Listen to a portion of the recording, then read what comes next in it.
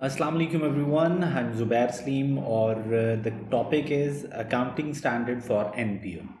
Guys, इसमें हम लोग जो बात अंडरस्टैंड करने की कोशिश कर रहे हैं दैट इज़ कंट्रीब्यूशन की क्या अकाउंटिंग है। जो डिफरेंट तरह के कंट्रीब्यूशंस, डिफरेंट तरह के डोनेशंस एक एनपीओ रिसीव करती है, उसका क्या ट्रीटमेंट होना चाहिए। As we know that there are two methods available. The first method that is available is deferral method. तो पहला जो मेथड है वो डेफरल मेथड है। सेकेंड मेथड जो अवेलेबल मेथड है that is restricted fund method. हम ऑलरेडी कवर कर चुके हैं referral methods in our previous lectures. Now we are going to discuss restricted fund method. अब ये बात बहुत इंपॉर्टेंट है कि आप लोग कौन से मेथड के अकॉर्डिंगली फाइनेंशियल्स प्रिपेयर कर रहे हैं फॉर एनपीओ, क्योंकि दोनों में जो इनकम स्टेटमेंट है वो डिफरेंट बनती है। थोड़ा सा नेट एसेट्स पे जो change statement of changes in net assets है उस पर भी इम्पैक्ट थोड़ा जाता है ऑब्वियसली। जब इनकम स्टेटमेंट डिफरेंट होएगी तो आपके जो नेट एसेट्स की मूवमेंट भी थोड़ी सी डिफरेंट तरीके से नज़र आएगी। But the most important thing here is balance sheet, statement of financial position mostly दोनों में सेम होती है। अब लेट्स अंडरस्टैंड कि हम लोगों ने इस पर्टिकुलर स्टैंडर्ड में करना क्या है। रिस्ट्रिक्टेड फंड मेथड में हम लोग क्या करने वाले हैं, let's understand. Guys, restricted fund method में हमने करना ये है कि हम लोग रिस्ट्रिक्टेड फंड मेथड में तीन कैटेगरीज बना लेते हैं, तीन कॉलम्स बना लेते हैं इनकम स्टेटमेंट में। सो वेरी इंटरेस्टिंग थिंग कि हम लोगों ने इनकम स्टेटमेंट के फॉर्मेट पे तीन कॉलम्स बना लेने। The first column would be for journal funds, second column would be for restricted funds, obviously externally restricted funds, and then we have endowment fund। अब हम सबको पता है कि ये तीन तरह के फंड्स होते हैं। इंडोमेंट फंड ऐसा फंड जिसमें प्रिंसिपल अमाउंट आपने कांस्टेंट रखना होता है, आप उस प्रिंसिपल अमाउंट को मेंटेन करते हो और आप उस प्रिंसिपल अमाउंट को यूज़ नहीं कर सकते। On the other hand restricted fund externally कुछ रिस्ट्रिक्शंस लगा के जब आप लोगों को कोई कंपनी या कोई कंट्रीब्यूटर पैसा दे रहा होता है तो हम उसको कहते हैं रिस्ट्रिक्टेड फंड्स हैं। एंड कुछ जर्नल फंड्स होते हैं जिसमें कोई रिस्ट्रिक्शंस नहीं होती। अब इंपॉर्टेंट बात यह है कि इनकम स्टेटमेंट के फेस पे आपने तीन कॉलम्स बना लिए हैं।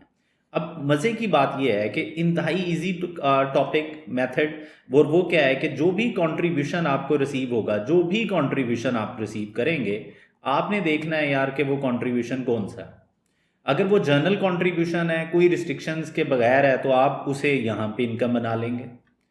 इनकम एंड एक्सपेंडिचर में ही आना है, चाहे इंडोमेंट फंड्स हों की तरफ कंट्रीब्यूशन हो, चाहे रिस्ट्रिक्टेड फंड्स की तरफ कंट्रीब्यूशंस हों, चाहे जनरल कंट्रीब्यूशंस हों, वो तीनों के तीनों इनकम स्टेटमेंट में ही आने हैं। अब अगर आप और करो तो डेफरल मेथड्स में तो डिफरेंट सिचुएशंस थी। डेफरल मेथड्स में कुछ नेट एसेट्स में जा रहे थे, डेफरल मेथड्स में कुछ लाइबिलिटीज़ बन रहे थे, कुछ direct income and expenditure account में आ रहे थे। लेकिन ये मेथड ज़्यादा इजी मेथड है इस कॉन्टेक्स्ट में कि इनकम स्टेटमेंट पे आपने हर फंड की क्या बना ली है, कॉलम बना लिया है। फॉर वन फंड एक कॉलम, दूसरे के लिए भी दूसरा कॉलम, तीसरे के लिए भी तीसरा कॉलम। अब मज़े की बात क्या है, जिसका कॉन्ट्रीब्यूशन है उसी फंड की कॉलम में लिख दें। इसका मतलब ये है कि टेंशन ही ख़त्म, कोई टेंशन है ही नहीं। तो इनकम स्टेटमेंट के ऊपर तीन कॉलम्स। डेफरल मेथड्स में ऐसा नहीं था, वहाँ पे सिंगल कॉलम इनकम स्टेटमेंट बनती थी और इसलिए यू हैव टू डिसाइड कि कहाँ कहाँ क्या जाना है। बट क्योंकि अब हम लोग बात कर रहे हैं रिस्ट्रिक्टेड फंड मेथड पे, so we will focus on restricted fund method और इसमें आपने इनकम स्टेटमेंट पे तीन कॉलम्स बना लेने हैं। अब कंट्रीब्यूशन जो रिसीव होगा, अगर वो जनरल कंट्रीब्यूशन है तो वो इनकम एंड एक्सपेंडिचर में यहाँ पे आ जाएगा। फिर अगर कंट्रीब्यूशन जो है वो रिस्ट्रिक्टेड कंट्रीब्यूशन है तो वो यहाँ पे आ जाएगा। अगर कंट्रीब्यूशन जो है वो इंडोमेंट कॉन्ट्रीब्यूशंस हैं तो यहाँ पे आ जाएंगे। अब हमें ये भी पता है कि जो कॉन्ट्रीब्यूशंस का ट्रीटमेंट होता है, अगर उन्हीं कॉन्ट्रीब्यूशंस को कहीं आपने इन्वेस्ट किया हो और उस इन्वेस्टमेंट पे नेट इन्वेस्टमेंट इनकम आ रही हो, कुछ इन्वेस्टमेंट इनकम्स आ रही हो, इंटरेस्ट डिविडेंड्स रिसीव हो रहे हो, उनका भी सेम ट्रीटमेंट है। इसका मतलब एंडोमेंट फंड से रिलेटेड जो आपको इन्वेस्टमेंट्स इनकम आ रही हैं वो यहाँ पे आ जाएंगी, रिस्ट्रिक्टेड से रिलेटेड यहाँ पे आ जाएंगी, और जो जनरल विदाउट रिस्ट्रिक्शंस होंगी यहाँ पे आ जाएंगी। देखें कितना आसान मेथड है। So it is really an interesting method. Let's understand कि कॉन्ट्रीब्यूशंस की क्या ट्रीटमेंट है। But you have to understand कि भाईजान इनकम स्टेटमेंट डिफरेंट है फ्रॉम डेफरल मेथड। वहाँ पे सिंगल लाइन है, वहाँ पे डिफरेंट, यहाँ पे डिफरेंट, यहाँ पे ज़्यादा ईजी है। ओके, लेट्स अंडरस्टैंड जी कि फिर कॉन्ट्रीब्यूशंस का क्या ट्रीटमेंट है। अभी हम इस बात को अंडरस्टैंड करने की कोशिश करते हैं। सर एज वी नो कि हम अकाउंटिंग स्टैंडर्ड फॉर एनपीओ पढ़ रहे हैं और उसमें restricted fund method for contributions हम पढ़ रहे हैं। So we have to decide कि कॉन्ट्रीब्यूशन कौन से हैं।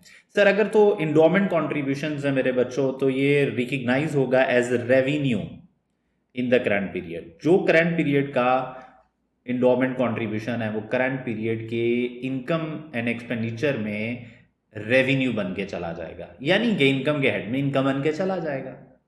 सर और कोई कहानी नहीं है, कोई कहानी नहीं। Fair enough. आगे सर रिस्ट्रिक्टेड कॉन्ट्रीब्यूशंस में आपको थोड़ा सा ख्याल रखना पड़ेगा। This is really interesting. Sir क्या ख्याल रखना पड़ेगा? ख्याल ये रखना पड़ेगा कि क्या आपने इस रिस्ट्रिक्टेड कॉन्ट्रीब्यूशन का एक सेपरेट फंड बनाया हुआ है। अगर तो आपने इसका सेपरेट फंड बनाया हुआ है तो इसका मतलब ये है कि आपने एक सेपरेट कॉलम बनाया हुआ है। इनकम एंड एक्सपेंडिचर में हर फंड का एक कॉलम बना होगा इनकम एंड एक्सपेंडिचर में। तो जब आप लोगों ने एक सेपरेट फंड बनाया हुआ है तो इसका एक कॉलम बना हुआ है, तो इसके रिलेटेड जितना भी कंट्रीब्यूशन आएगा वो आप रेवेन्यू बना देंगे करंट पीरियड में, इर्रिस्पेक्टिव कि उसके ऊपर क्या रिस्ट्रिक्शंस हैं, इर्रिस्पेक्टिव क्या कहानी है। भाईजान रिस्ट्रिक्टेड कंट्रीब्यूशन है, सर हम इसका फंड मेंटेन करके बैठे हुए हैं, तो अगर हमने फंड मेंटेन किया हुआ है तो उसका रेवेन्यू उसी के फंड में रेवेन्यू बन के चला जाएगा। So present as a revenue in the current period. जिसके लिए कॉरेस्पॉन्डिंग फंड अवेलेबल है उसको आप लोगों ने ये बताना है। सर ये क्या कहना चाह रहे हैं आप? अब सर ज़रा आपको समझा देते हैं क्या कहना चाह रहे हैं। सर आपको ज़रा बात समझना, जब रिस्ट्रिक्शंस के साथ आपके सामने फंड्स आते हैं ना, रिस्ट्रिक्शंस के साथ फंड्स, तो रिस्ट्रिक्टेड फंड्स में कंपनी ये डिसाइड करती है कि यार हमने इसका एक सेपरेट फंड क्रिएट करना है इन नेट एसेट्स या नहीं करना, यानी इक्विटी के हेड में हम इसको एक अलहदा हेड में लिखना चाहते हैं नहीं लिखना चाहते। कंपनी ने आपको बताया हुआ होगा। सो अगर उन्होंने एक सेपरेट फंड मेंटेन किया हुआ है तो ये एक सिचुएशन होगी कि सेपरेट फंड मेंटेन्ड है, यहाँ पे कॉरेस्पॉन्डिंग फंड इज अवेलेबल, तो ये सेपरेट फंड अवेलेबल है। समटाइम्स वो लोग क्या करेंगे, वो सेपरेट फंड मेंटेन नहीं करेंगे। वन ऑफ को कंट्रीब्यूशन है, उन्होंने क्या क्या सेपरेट हमने रखना, एक फंड क्रिएट करना नेट एसेट्स में, क्या एक अलहदा से कॉलम बनाना, क्या एक अलहदा से लाइन बनाना। तो इसका मतलब ये है कि नो सेपरेट फंड मेंटेन। दो सिचुएशंस बन जाएंगी, सेपरेट फंड मेंटेन्ड है या सेपरेट फंड मेंटेन्ड नहीं है, नो सेपरेट फंड। अब ये दो सिचुएशंस बन गई। अगर तो सेपरेट फंड मेंटेन है तो जितना कंट्रीब्यूशन आएगा आप पकड़ोगे कंट्रीब्यूशन को, और कंट्रीब्यूशन को पकड़ के रिस्ट्रिक्टेड फंड में रेवेन्यू में लिख देंगे। इनकम एंड एक्सपेंडिचर में एक अलहदा हेड बना हुआ है आपने। क्या मतलब सर? ये देखें, ये रिस्ट्रिक्टेड फंड में हमने एक हेड बनाया हुआ है, ये लें। अगर एक हेड बना हुआ है तो उसका कंट्रीब्यूशन इधर आता जाएगा, और इसी तरह उससे रिलेटेड इन्वेस्टमेंट इनकम्स भी आती जाएंगी। ओके सर, व्हाट इफ अगर हमने सेपरेट फंड मेंटेन ना किया, सर नहीं किया होगा तो इधर तो नहीं आ सकता। फिर आप खुद सोचें ज़रा, इधर नहीं आ सकता तो फिर क्या करेंगे सर? सर ये कौन डिसाइड करेगा रिस्ट्रिक्टेड फंड मेंटेन करना है या नहीं करना है? ये एनपीओ ने डिसाइड किया होगा, आपको क्वेश्चन में मेंशन होगा कि सेपरेट फंड है या नहीं है। अगर नहीं है तो आप क्या करेंगे, ये हमें पढ़ना है। अगर है तो रेवेन्यू कंट्रीब्यूशन इसी साल में आ जाएगा। ओके सर, अगर सेपरेट फंड ना हुआ तो क्या करेंगे? तो फिर सर रिस्ट्रिक्टेड फंड्स हम रिपोर्ट करेंगे जर्नल फंड्स में। कब करेंगे जर्नल फंड्स में रिपोर्ट? जब restricted contribution for which no corresponding restricted fund is presented should be recognized in the general funds in accordance with. अब ये बात बड़ी इंपॉर्टेंट है कि आपने दिखाना उसे जर्नल फंड्स में है, लेकिन किस मेथड के अकॉर्डिंगली दिखाना है? डेफरल मेथड के अकॉर्डिंगली, डेफरल मेथड्स के अकॉर्डिंगली। सर ये क्या बात कर दी आपने, डेफरल मेथड तो दूसरा मेथड था। Yes you are right.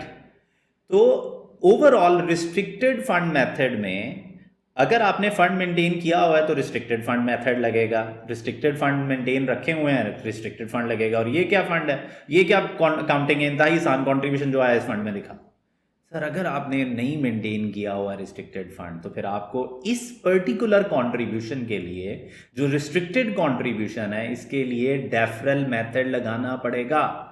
Sir deferral method क्या था, रिवाइज कराएंगे थोड़ा सा? बिल्कुल सर, आपको रिवाइज कराएंगे।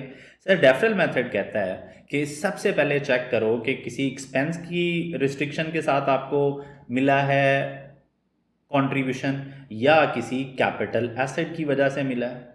कैपिटल एसेट की वजह से मिला है या एक्सपेंस की वजह से मिला है या कैपिटल एसेट की वजह से मिला है। अगर आपको एक्सपेंस की वजह से मिला है, अगर आपको एक्सपेंस की वजह से मिला है तो फिर क्या करना है आप लोगों ने? सर फिर हमने कहा था यार करंट एक्सपेंस की वजह से है तो क्या करो, करंट ईयर के एक्सपेंसेस की वजह से तो इन रेवेन्यू बना लो, इनकम एंड एक्सपेंडिचर में ले जाओ। रेवेन्यू मतलब इनकम एंड एक्सपेंडिचर में ले जाओ, इनकम हेड में। अगर फ्यूचर एक्सपेंडिचर की वजह से मिला है तो फिर क्या करना है, हमने लायबिलिटी ट्रीट करना है और फिर उसको over the period of expenses आप लोग मोटाइज करेंगे। अगर कैपिटल एसेट से रिलेटेड मिला है तो क्या करना है आप लोगों ने? अगर आपको कैपिटल एसेट से रिलेटेड मिला है तो क्या करेंगे? सर तो कैपिटल एसेट से रिलेटेड मिला है तो दो काम करेंगे आप। पहला काम क्या करेंगे कैपिटल एसेट से रिलेटेड, दूसरा काम क्या करेंगे आप लोग? सर अगर कैपिटल एसेट से रिलेटेड है तो आपने देखना है डेप्रीशिएबल एसेट है तो लायबिलिटी बनाए पहले डेप्रीशिएबल एसेट के लिए, और बाद में उसको अमोर्टाइज करें डेप्रीसिएशन पीरियड के हिसाब से। And second is non depreciable के लिए होता direct net increase in net assets आ जाएंगे, direct increase in net assets आ जाएंगे नॉन डेप्रीशिएबल से रिलेटेड अगर कोई मिलेगा। सो ये बात बड़ी इंटरेस्टिंग है। सो रिस्ट्रिक्टेड मैथड अप्लाई करवाएगा अगर क्वेश्चन में, तो इनकम स्टेटमेंट में कॉलम्स बनेंगे हर फंड के अलग अलग, और ऐसा ऐसा ऐसा कंट्रीब्यूशन जिसके लिए मेंटेन नहीं है सेपरेट फंड, आप उस पर डेफरल मेथड अप्लाई कर दोगे। सो मजे की कहानी है। Unrestricted contribution as we all know, ये हमेशा रेवेन्यू ही बनते हैं किसी भी मेथड में हो, आप किसी भी तरह की काउंटिंग कर रहे हो। अगर कोई अनरिस्ट्रिक्टेड कॉन्ट्रीब्यूशंस हैं, किसी ने आपको कंट्रीब्यूट किया है और कोई रिस्ट्रिक्शन उसने नहीं लगाई, तो वो आपसे क्या करवाएगा? Sir yes you are right, वो आपको कहेगा कि भाईजान ले जाओ डायरेक्ट रेवेन्यू में। So this is how we are going to treat restricted fund method में कॉन्ट्रीब्यूशंस। नेट इन्वेस्टमेंट्स का सारा वही ट्रीटमेंट है। अगर आप और करो तो ये वाले पे नेट इन्वेस्टमेंट आएगी तो रेवेन्यू बनेगा, ये वाला होगा तो डेफरल मेथड में चला जाएगा, ये हुआ तो सेपरेट फंड में ही रखा जाएगा। इंडोमेंट ऑब्वियसली इंडोमेंट कॉन्ट्रीब्यूशंस में रखा जाएगा। But sometimes there are inter fund transfers. आपको पता ही है कि वो कभी कभार कह देते हैं ये वाले अनरिस्ट्रिक्टेड फंड्स में से, जनरल रिजर्व्स में से, फंड्स में से थोड़ी अमाउंट निकालो और किधर ले जाओ, दूसरे वाले फंड्स में ले जाओ। तो ये this is called inter fund transfers, और इनको आप लोगों ने सिर्फ और सिर्फ चेंजेस इन नेट एसेट्स में लिखना है। इसको आप लोग इनकम एंड एक्सपेंडिचर में नहीं लेके आएंगे।